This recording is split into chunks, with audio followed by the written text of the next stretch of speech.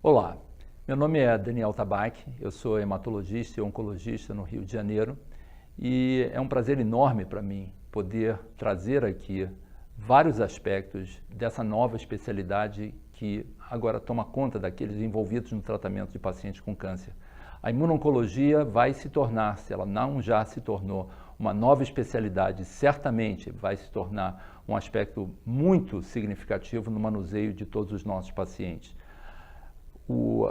A novidade da imuno-oncologia se iniciou no final de 2013, quando a revista Science, uma revista tradicionalmente envolvida no reconhecimento da pesquisa básica, reconheceu a atividade clínica da imunoterapia do câncer como breakthrough do ano. E dessa maneira, também foi esse ano que, na reunião da Sociedade Americana de Oncologia Clínica, os diversos estudos e trabalhos apresentados projetaram a imuno-oncologia não só dentro da literatura médica, como também na imprensa leiga, tornando isso uma grande revolução do nosso tempo. E não é sem sentido que agora mesmo a sociedade reconheceu mais uma vez, em 2016, que a imunoterapia do câncer vai se tornar o grande objeto de desenvolvimento do tratamento do câncer nos próximos anos. Se nós olharmos, de fato, para bem atrás, as bases do tratamento imunoterápico do câncer podem ser relacionadas à história daquele que é reconhecido como o padroeiro dos pacientes com câncer, que é São Pelegrino. São Pelegrino sempre é representado com a bandagem na perna esquerda, a representação de uma ferida que não cicatrizava e que, dessa maneira, a sua perna estava ameaçada e, de fato, o médico que o acompanhava, num determinado momento, reconheceu que a perna precisava ser amputada. Diz a lenda que, após uma noite de orações, a perna cicatrizou. Mas, de fato, o que isso me chama a atenção é a relação dessa úlcera que não cicatrizava, e provavelmente uma úlcera infectada, e a sua resolução após essa associação, talvez uma ferida cancerosa que cicatrizou e está associada com um processo infeccioso. E essa questão infecciosa, dentro do desenvolvimento do conhecimento do câncer, foi mais uma vez ressaltada agora muitos anos depois. Paul Ehrlich, esse microbiologista e imunologista, que em 1909 recebeu o Prêmio Nobel em Medicina e Fisiologia, iniciou seus estudos também pela identificação de várias células do sangue, linfócitos e monócitos, e desenvolveu os primeiros métodos de coloração para essas células, e também esteve envolvido claramente não só no estudo da imunidade, na imunização. De fato, foi ele que cunhou pela primeira vez o termo imunização, porque ele imaginava que na superfície das células haveriam receptores, o que ele denominou de cadeias laterais, aos quais seriam acoplados, agentes agressores ou próprios agentes mediadores, e ele imaginou que, de alguma forma, se esses receptores pudessem ser bloqueados, de alguma forma isso poderia receber um avanço terapêutico muito importante. Ehrlich trabalhou com pessoas conhecidas como Robert Koch, ele teve um papel importante no desenvolvimento da tuberculina, e ele também esteve envolvido, ele foi convocado para tentar ajudar no tratamento da Rainha Vitória, da Imperatriz Vitória, na Alemanha, que eventualmente acabou falecendo de câncer de mama, doença metastática. Mas a sua história e todos esses desenvolvimentos foram eternizados,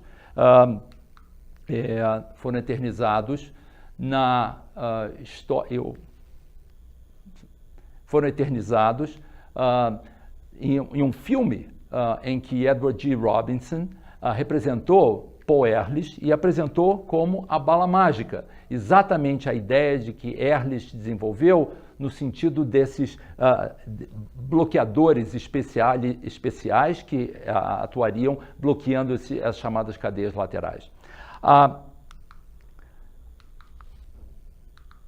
A história moderna da imunoterapia, de fato, se iniciou cerca de 100 anos depois, mais ou menos em torno de 1890, quando um jovem cirurgião, William Coley, iniciou a sua atividade como residente no New York Hospital. Coley havia recém saído de Harvard, onde ele terminara a sua residência, iniciou o seu trabalho no New York Hospital, e lá, como um dos seus primeiros pacientes, ele recebeu, trazida por uma pessoa extremamente importante, o filho do magnata John Rockefeller Jr., uma amiga sua muito íntima chamada Elizabeth Daschle. E Daschle apresentava no seu braço direito, no antebraço direito, uma lesão tumoral e que Coley diagnosticou como sendo um sarcoma. Ele tentou de todas as maneiras evitar que o membro fosse amputado, no entanto, diante da progressão da doença, progressão rápida, ele foi obrigado a amputar o braço de Bessie. Infelizmente, 6 meses depois, ela veio a falecer de doença metastática. E isso deixou Coley extremamente transtornado. Ele, então, procurou buscar nos registros do New York Hospital alguma coisa, algum conhecimento que de alguma maneira pudesse lhe orientar e entender por que a doença havia tomado aquele rumo. E ele encontrou a história muito interessante de um indivíduo chamado Fred Stein. E Fred Stein, a história dele é de um homem que apresentava um sarcoma volumoso no pescoço e que, apesar de múltiplas e múltiplas cirurgias, a doença voltava a recidivar. Mas uma coisa que foi interessante é que, descrito nos registros do hospital, é que a lesão regredia todas as vezes que ele desenvolveu uma infecção grave. Claro que naquela época, no final de 1800, não haviam os antibióticos e frequentemente essas feridas infectavam com as múltiplas cirurgias. E o que ele relacionou é que muitas vezes nesses episódios mais graves, a lesão regredia. E num determinado momento, um episódio em que ele quase morreu, Mr. Stein quase morreu, a lesão cicatrizou completamente, foi feito um enxerto de pele e Mr. Stein, que estava condenado a morrer, eventualmente deixou o hospital e teve alta. E Coley ficou muito impressionado com isso e sabendo que ele saiu do hospital, saiu à sua busca. E ele o encontrou 7 anos depois, vivo, com aquela facilmente reconhecível, porque metade do pescoço ele não mais possuía, e ficou muito impressionado com o fato de que ele havia se recuperado daquela lesão. E com esse conceito, a ideia de que, de alguma forma, a infecção pelo germe mais comum na ocasião, que era o streptococo de pele, ele ficou tão impressionado que partiu, então, para uma experiência em Anima Nobile, em que ele voluntariamente inoculou o Sr. Zola como sendo o seu primeiro paciente, em que apresentava também um sarcoma de pescoço e que ele observou a regressão daquela lesão. Esses primeiros, motivados pelo sucesso trazido exatamente pela grande recuperação do Sr. Zola, levou ele à publicação em 1863, 1893, dos primeiros 10 casos, isso foram publicados, e esse é a apresentação formal no American Journal of Medical Science, em que os primeiros 10 casos foram reportados. E, obviamente, os resultados foram positivos, mas, infelizmente, alguns pacientes, de fato, vieram falecer de infecções graves, e isso trouxe uma avalanche de críticas ao seu trabalho. O JAMA rapidamente publicou um editorial mencionando que os resultados e o tratamento precisava seguir com método e seguir de uma forma progressiva, mas, ao mesmo tempo, dentro da imprensa leiga, por volta de 1910, o próprio New York Times já havia reportado a ideia de que surgia essa relação infecção e câncer e que erisipelas poderiam curar o câncer. Obviamente, como sempre acontece, várias críticas surgiram. E uma delas surgiu de um dos grandes patologistas naquela ocasião, chamado Henry Woglam, que publicou um livro, e na verdade tudo pode ser representado nessa frase em que o Dr. Woglam estabelece em que ele de fato não acreditava na possibilidade do indivíduo rejeitar o câncer e que ele estabeleceu isso, que a probabilidade do indivíduo rejeitar o ouvido esquerdo tendo aceitado o ouvido direito a verdade, a probabilidade disso acontecer é tão baixa como do indivíduo rejeitar o câncer, ou seja, a imunoterapia do câncer era absolutamente improvável de acontecer. Então, essa atitude negativa, essa visão negativa, realmente se deteriorou rapidamente. Também naquela época, era a época em que novas estratégias estavam surgindo, era o período em que o interesse com a radioterapia e as novas drogas quimioterápicas levaram a um afastamento da ideia da imunoterapia ou terapia biológica no tratamento do câncer. E esses conceitos, na verdade, teriam desaparecido não fosse a dedicação da filha de Colin. Então, a Ellen Colin Knotts foi responsável pela compilação de todos os pacientes tratados por Colin, e não foram poucos. Ela publicou isso tudo numa análise no Cancer Research, e esses mais de 800 casos tratados passaram a fazer parte desse domínio em que resultados realmente surpreendentes em um grande número de pacientes pôde ser documentado, reconhecendo que, de fato, essa estratégia, a infecção era capaz, de alguma forma, de mobilizar o sistema imunológico e, dessa maneira, criar e montar uma reação contra o câncer.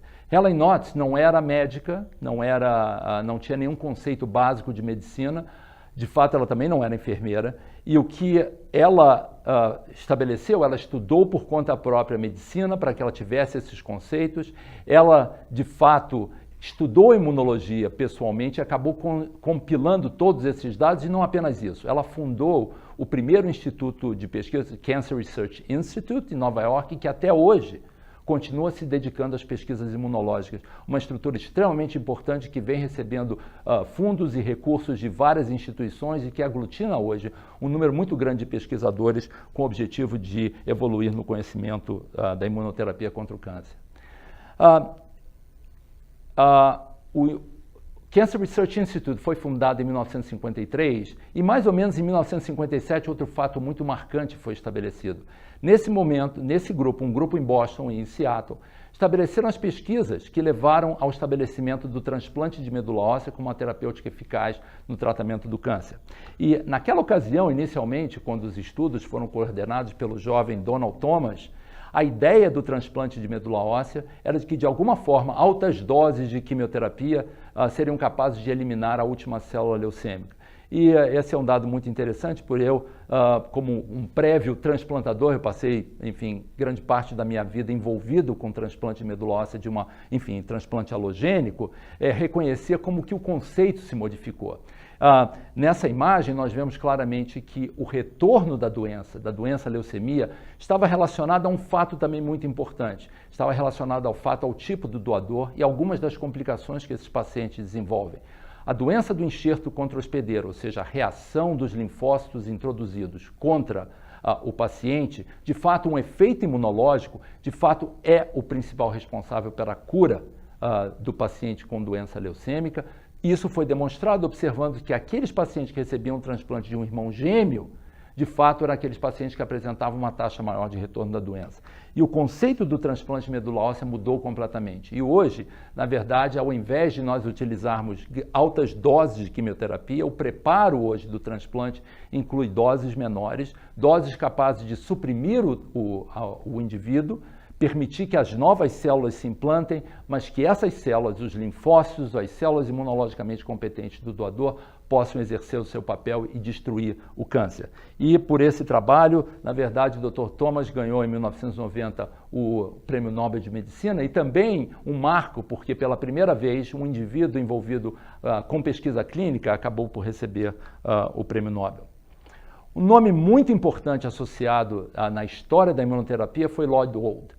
Lloyd Old é considerado, de fato, o pai moderno da imunoterapia, isso por conta dos seus primeiros estudos com a utilização do BCG no desenvolvimento de tumores. Ele observou a regressão disso do modelo animal e, dessa maneira, vários estudos acabaram determinando o reconhecimento por Old e a identificação do chamado fator de necrose tumoral e várias outras citocinas que hoje são reconhecidas como importantes no processo de ativação celular. E, de fato, em 1976, o primeiro estudo em pacientes portadores de carcinoma de bexiga demonstrou claramente a capacidade naqueles pacientes com carcinoma inicial, a inoculação do BCG, que de fato vem sendo feito e é feito até hoje, como uma terapêutica que, ao estimular o sistema imune dentro da bexiga, foi capaz, de fato, de produzir regressão tumoral. E o modelo do BCG intravesical, na verdade, ele pode ser adotado e, de uma certa maneira, como o ciclo da imunidade contra o câncer ocorre, ou seja, a introdução do bacilo da tuberculose dentro da bexiga produz uma reação inflamatória, esse antígeno é captado pelas células que apresentam os antígenos, as células dendríticas. Essas células, então, processam o antígeno, apresentam isso ao linfócito T, que desenvolve-se como um linfócito citotóxico e destrói a célula tumoral. E esse modelo pode ser reproduzido em vários processos, seja tanto do carcinoma de bexiga, como várias outras patologias que hoje o sistema imunológico começa a ser melhor estabelecido. Um grande punch, na verdade, contra a doença maligna, se estabeleceu em 1975. Eu acho que a boa representação dessa luta do século entre com Muhammad Ali e o Joe Frazier representa muito bem qual foi a conquista produzida pelo argentino César Milstein. Na verdade, Milstein era polonês, ele migrou e fez grande parte dos seus estudos na Argentina, mas foi obrigado a migrar para a Inglaterra na época da grande perseguição estabelecida na época da disputa pelo peronismo. E Milstein, na Inglaterra, foi responsável pelo estabelecimento e o desenvolvimento dos anticorpos monoclonais. Ele estabeleceu a técnica pela qual esses anticorpos puderam ser produzidos em grande quantidade ao desenvolver o método da fusão dos esplenócitos com os plasmoblastos e dessa maneira a produção de células clonais, de anticorpos clonais e dessa maneira, de uma forma bem amplificada, poder representar esses anticorpos que, de fato, como o diapositivo mostra, na verdade, não muito diferente daquilo que Ehrlich concebeu como sendo esse mecanismo de atuação nas cadeias laterais, seja ativando a imunidade dependente de anticorpos, seja através da mediação por complemento, seja qual for o mecanismo de ação de interação, essas drogas se tornaram tão importantes, de fato, de cada 10 novos medicamentos contra o câncer, aproximadamente 6 representam novas drogas desenvolvidas a partir de anticorpos monoclonais, de forma que isso se tornou uma arma muito potente no tratamento do câncer. Existe um detalhe interessante da história de Milstein, porque uma vez identificado esse método, em 1975, ele publicou imediatamente esses achados na revista Nature. E se a gente for procurar a história, nós vamos ver que, de fato, a patente dos anticorpos monoclonais não coube a Milstein. O que acontece é que Milstein, de fato, na sua ânsia, no seu desejo de que as suas pesquisas evoluíssem rapidamente, cedeu várias linhagens para vários pesquisadores, e ele cedeu uma delas para um pesquisador no Windsor Institute, na Filadélfia, Koprovsky, que de fato utilizou aquele conhecimento e acabou patenteando a produção e o reconhecimento da produção dos monoclonais. Milstein não pôde fazer isso na Inglaterra porque a lei britânica reconhece que, uma vez havendo a publicação numa revista, num periódico, e isso aconteceu na revista Nature, Milstein não poderia mais, patentear a droga na Inglaterra. Isso trouxe uma grande polêmica diante do potencial que essas drogas representariam e, de fato, a indústria farmacêutica britânica perdeu muito com essa questão dessa legislação.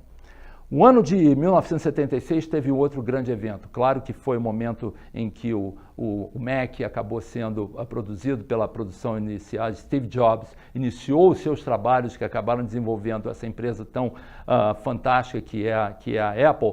Mas um outro evento foi muito importante.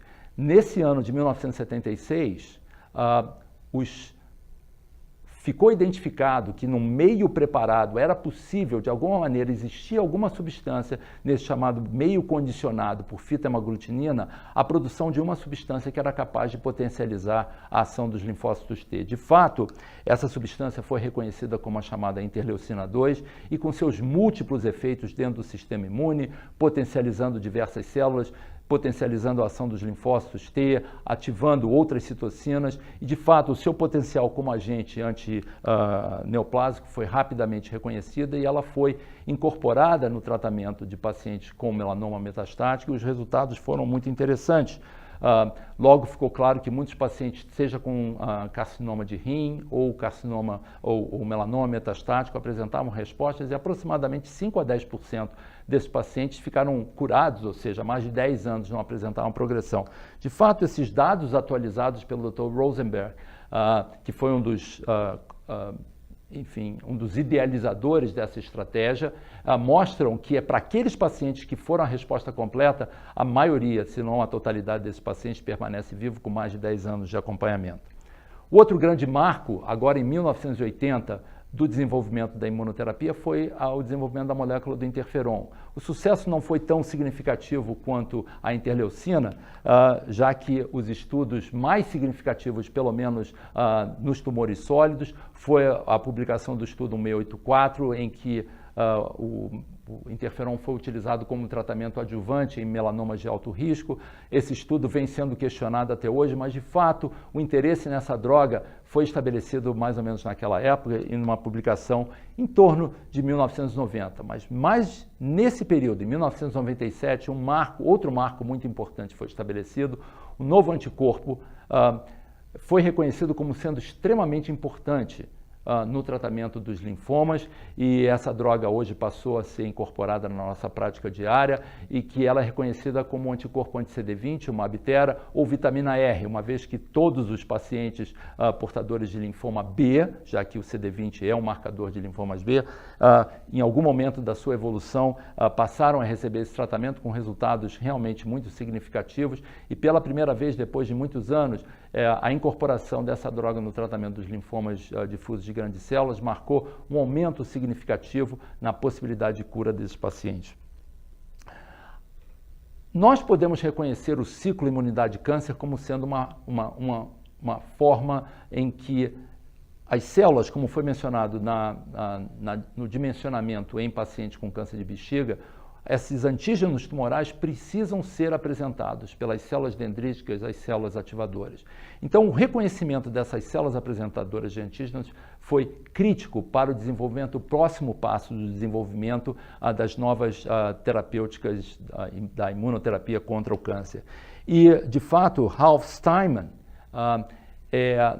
recebeu o Prêmio Nobel de Medicina, ainda de uma forma triste. Na verdade, ele marca um aspecto muito importante. Ele recebeu o Prêmio Nobel pelo reconhecimento do papel dessas células e ele representa o único caso na história de um recebedor, de um recipiente, um indivíduo que recebeu o Prêmio Nobel pós-mortem. Então, ele faz parte do conceito em Oslo que esses pacientes, esses pesquisadores, eles só podem recebê-lo em vida, mas como ele faleceu 2 dias antes da entrega do prêmio, ele é reconhecido e esses conhecimentos básicos dele foram fundamentais para o estabelecimento da primeira vacina celular contra o câncer de próstata. Então, Sepulucel é um preparado na qual células do próprio indivíduo, após a coleta por um processo de aférese, a exposição desse antígeno prostático junto com o GM-CSF, uma molécula indutora, é capaz de estimular essas células dendríticas que então são reinfundidas no paciente. E essa publicação no New England acabou determinando a sua liberação, embora de uso muito limitado, dessa primeira vacina dendrítica no tratamento de pacientes com carcinoma de próstata metastático. O processo de imunoterápico, ou a imunologia do câncer, tem aspectos muito peculiares, porque o processo, uma vez deflagrado, ele não pode se propagar de uma forma descontrolada, assim como a nossa reação a quase qualquer processo inflamatório no organismo. É preciso que existam mecanismos regulatórios para suprimir essa grande reação inflamatória que se estabelece. algumas moléculas foram reconhecidas como sendo os chamados reguladores e os freios do sistema. E uma delas, CTLA4, Cytotoxic T Lymphocyte Activating 4, essa molécula foi identificada em 1996 e determinou que Allison recebesse um reconhecimento muito grande esse ano diante desse processo que permitiu o estabelecimento do primeiro chamado inibidor de checkpoint, ou inibidor desse processo regulatório que freia a célula. Então, pela primeira vez, foi reconhecido que todos aqueles processos em que nós buscávamos estimular o processo aferente do câncer, na verdade, eles poderiam ser combinados ou até substituídos por um mecanismo em que nós tirássemos o pé do freio. E foi exatamente essa estratégia que permitiu esse primeiro bloqueio e essa regulação, uma vez que CTLA4 tem uma afinidade maior por B7, ou seja, esse mediador do segundo sinal, e dessa maneira o processo inibitório se deflagra. E realmente em 2011 o primeiro estudo com esse bloqueador, ipilimumab, foi publicado no New England e a partir daí o processo se expandiu na busca de outros inibidores. De fato, o primeiro paciente tratado com ipilimumab por mais de 10 anos permanece vivo sem sinais de progressão. Mas a história continua. E em 1992 um novo receptor foi identificado, esse chamado PD-1, uma molécula envolvida na morte celular programada, e ela foi identificada por um grupo japonês. E de fato, ela tem um papel muito importante porque logo nos estudos iniciais viu-se a capacidade enorme desse receptor de regular a autoimunidade, ou seja, camundongos que foram analisados camundongos nocaute em que esse receptor foi eliminado, rapidamente desenvolviam fenômenos autoimunes, nefrite, cardite, miocardite ou toxicidade intestinal, resultado, obviamente, da agressão do sistema imune contra vários sistemas. E isso passou a ser reconhecido e a possibilidade desse bloqueio dessa interação de PD-1 com seu ligante permitiu o desenvolvimento dessa nova possibilidade de intervenção contra o câncer, ou seja, a possibilidade de, mais uma vez, retirando os freios, permitir que o sistema imune deflagrasse uma nova reação contra o câncer. E, de fato, faz todo sentido, porque PDL1 já era reconhecido naquele revestimento que é encontrado na placenta. E, de fato, é um dos mecanismos que o organismo desenvolve para que o feto não seja rejeitado. E esse mesmo PDL1 é encontrado em diversos tumores e dessa maneira é a forma com que esses tumores se protegem do sistema imune, exatamente bloqueando a reação imunológica contra essa proliferação. Os primeiros efeitos foram dramáticos, pacientes com doenças previamente em que a eficácia do tratamento imunológico nunca havia sido reconhecida. Os primeiros pacientes com câncer de pulmão foram tratados em 2007 com regressões significativas mesmo após múltiplos tratamentos. A grande projeção aconteceu pela apresentação em 2012 pela doutora Susan Topalian, de Hopkins, em que os primeiros pacientes tratados, seja com câncer de pulmão, câncer de rim e melanoma, foram tratados com respostas muito significativas, respostas duradouras em pacientes que haviam progredido após o tratamento convencional. No mesmo mês, o New England Journal of Medicine reconheceu a propriedade dessa publicação e publicou os primeiros estudos com a doutora Topalian sendo a primeira autora. As respostas foram dramáticas aqui representadas, existem diversas moléculas, algumas que atuam contra o receptor anti-PD1, outros anticorpos são desenvolvidos contra PDL1, mas aqui mais uma vez representado numa paciente com tumor de cabeça e pescoço avançado, em que a gente vê que rapidamente esse efeito se estabelece com doenças que previamente, de novo, nós não reconhecíamos a especificidade e a capacidade e a potência desses novos agentes de fato modificar a história natural da doença. Esses medicamentos não são livres de efeitos colaterais e, de fato, representam aquilo que nós esperávamos.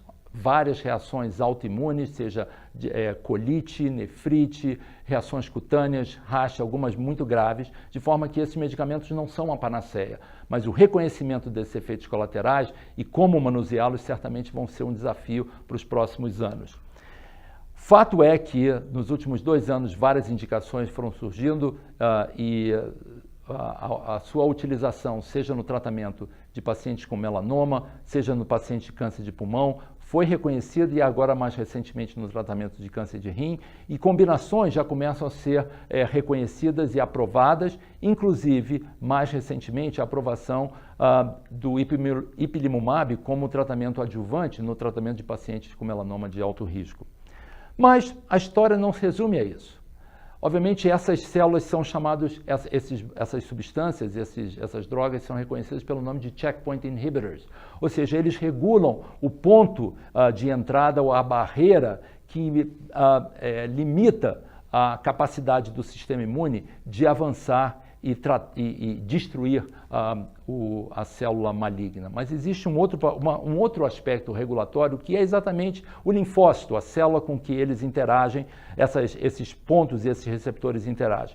E o papel significativo do linfócito infiltrativo, ou chamados hoje Tumor Infiltrating Lymphocytes, foi reconhecido há muitos anos atrás. Na verdade, em 1949, numa paciente foi reconhecido o papel dessas células na capacidade reconhecida de determinados tipos de pacientes com carcinoma de mama, o carcinoma medular de mama. Esses pacientes sabidamente têm um prognóstico melhor mesmo com doença mais avançada. E esse papel foi, de fato, reconhecido por Rosenberg, e que na NIH reconheceu a capacidade dessas células de, no laboratório, permitir a destruição de células do melanoma maligno. E rapidamente o grupo da NIH imaginou um conceito em que essas células pudessem ser de fato retiradas do organismo, elas poderiam ser modificadas e selecionadas de acordo com a especificidade de determinadas doenças e reinfundidas no paciente. Esses primeiros pacientes foram tratados, obviamente, eram pacientes com doença extremamente avançada, mas os resultados mostram, como mostra no diapositivo, que muitos desses pacientes de fato ficaram curados com essa nova estratégia. Esses estudos foram atualizados no ano passado e Rosenberg mostrou que, de fato, com mais de 10 anos de acompanhamento, muitos desses pacientes com doenças, de novo, melanoma, mas outras doenças menos responsivas, poderiam, de fato, ser curados com essa infusão dessas células. Novo marco que aconteceu no final de 2012, e essa menina, Emma Whitehead, fez notícia, e foi notícia no New York Times, quando ela se apresentou, era uma jovem de 9 anos, em que apresentava um diagnóstico de leucemia linfóide aguda, que havia falhado a diversos tratamentos, inclusive um transplante de medula óssea, e ela foi submetida a um tratamento novo, experimental, em que foi possível promover uma recuperação da doença. Na verdade, o que ela recebeu também foram linfócitos, no caso linfócitos dela mesma, modificados, reconstruídos de forma que eles expressassem o receptor que estava presente nas células tumorais, nos blastos leucêmicos da doença. E essas células reconstruídas foram reconstruídas de tal forma para burlar alguns dos mecanismos limitantes associados com o bloqueio do sistema imune, ou seja, essas células não dependem do complexo maior de histocompatibilidade para reconhecimento da célula tumoral e dessa maneira se tornaram extremamente ativas. Esses dados foram atualizados recentemente com um número maior de pacientes, mostrando que de fato essas remissões poderiam acontecer e eram duradouras. Essa estratégia se expandiu. Hoje, essas chamadas células CAR, ou Chimeric Antigen Receptors T-cells, ou seja, esses receptores quiméricos que são incorporados nesses linfócitos T, podem ser direcionados não apenas para a leucemia linfoblástica, mas para outras neoplasias da linhagem B, no caso aqui representado no linfoma difuso de grandes células, de novo, representado com respostas realmente muito importantes, mas não apenas isso. Se nós podemos reconstruir células, certamente essas células podem ser reconstruídas contra diversos antígenos, inclusive o grande desafio, claro, nos tumores sólidos. E essa mesma estratégia está sendo utilizada para tratar mesoteliomas, através da proteína da mesoteliina, que foi reconhecida, outros antígenos como o N-ESO, o antígeno testicular. Então, O fato é que essa estratégia é muito mais abrangente. De fato, o grupo do NIH vem utilizando isso já sistematicamente em pacientes com sarcoma sinovial, também com resultados muito impressionantes. Então, esse novo carro que se prepara para enfrentar o desafio dos tumores malignos, ele depende, obviamente, do combustível determinado pelas interleucinas e dos fatores estimulantes, ele depende da retirada dos freios determinado pelos inibidores de checkpoint, mas certamente ele precisa de um volante. E quem dirige esse processo, na verdade, o que nós imaginamos como uma forma promissora também, são as vacinas. E a possibilidade de vacinas de forma a estimular, ou seja, criar uma possibilidade antes mesmo do processo de desenvolver como terapêutico, como prevenção, mas também como vacinas terapêuticas, surge a possibilidade no sentido desses antígenos identificados no tumor, estimularem o sistema imune e dessa maneira montar uma resposta imunológica. Os primeiros estudos dessa estratégia foram desenvolvidos há algum tempo atrás, e esse é apenas um dos modelos, em pacientes com câncer de mama, em que um vírus herpes modificado foi programado ou construído para uma afinidade, que tivesse uma afinidade para o tecido mamário, e o que se observou é que a inoculação desse vírus modificado dentro do tecido mamário permitia uma destruição do tecido. Na verdade, o que se imaginava era a possibilidade dessas chamadas vacinas oncolíticas terem uma visão muito mais ampla. Pela destruição daquele tecido maligno, vários antígenos seriam liberados. A ideia é que, dessa maneira, a resposta imunológica pudesse ser amplificada e, dessa maneira, lesões à distância também pudessem ser tratadas. E, de fato, foi isso que aconteceu. Na reunião da ASCO de 2014, a primeira experiência com uma vacina oncolítica para tratamento de pacientes com melanoma foi apresentada.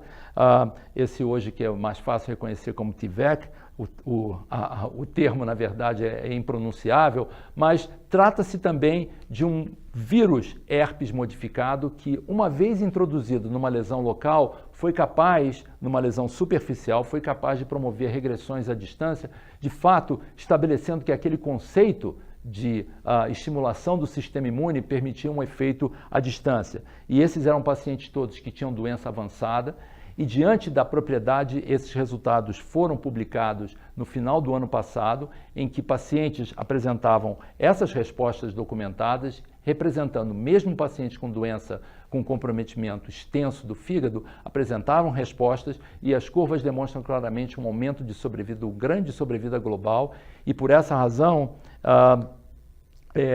essa substância Imligic hoje foi a primeira vacina oncolítica aprovada pelo FDA em outubro do ano passado. A imagem da imunoterapia contra o câncer talvez possa ser representada por esse gráfico, e durante muito tempo realmente parecia esse grande desafio desse jovem menino contra o lutador de sumô, e talvez isso representasse a visão do Dr. Woglam, a ideia de que seria impossível, de fato, rejeitar a orelha direita, tendo a manutenção da orelha esquerda. De fato, nós precisamos de várias estratégias para que nós possamos vencer o câncer. E dessa maneira, não será somente com os inibidores de checkpoint, não serão somente com as vacinas, não será somente com a quimioterapia, mas, na verdade, a ideia de diversos tratamentos combinados nessa busca da solução desse problema terrível que nós enfrentamos de uma forma crescente.